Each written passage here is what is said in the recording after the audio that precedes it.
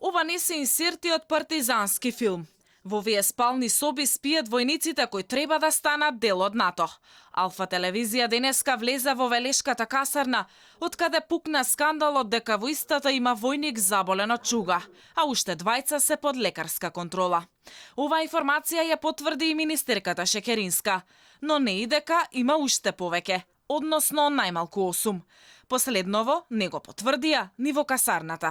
Иако за цело време имавме придружба и ни беше сугерирано што може, а што не може да снимиме. Сепак се потсетуваше дека овде застанало времето, како да сме во 80-тите. Прво влеговме во амбулантата. Ни дозволија да снимиме само дел од неа. Пред нас се испопаѓани плочки. Нашите очи сведочеа на стар болнички кревет. Шугата кај војникот ја откриле токму во оваа соба, ама не лекарот, туку техничарите. Војникот кога се пожелил дека има некој проблем во однос на чешање, тој има дојдено тука во амбулантата, каде што веднаш е упатен на дополнителен преглед, пошто веднаш по нивна препорака, по препорака на стручни лица, е дадена соодветна терапија и упатен на домашно лекување. Во касарната нема лекар, па војниците одат на прегледи во Велешката болница. Нашата прошетка продолжи кон мензата. Овде се хранат 200 војници.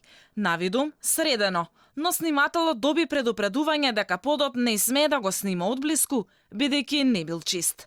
Во касарната надлежните не се жалеа на власта. Се овде било како што треба.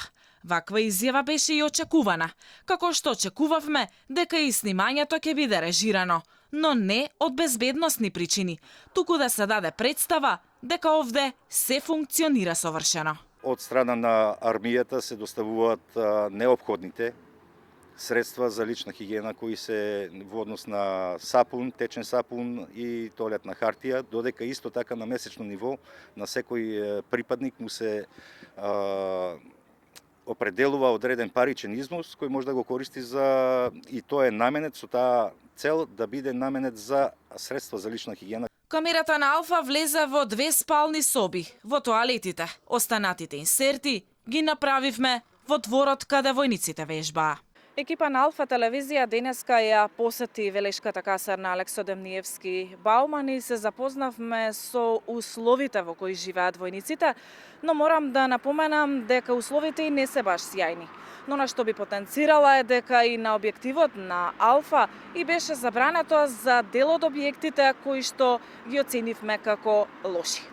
Велешката касарна има над 100 доброволци, мажи и жени. Ова е работното место на околу 200 лица. Дека армијата функционира во мизерни услови, индиректно потврди и шефицата на одбрана Радмила Шекеринска.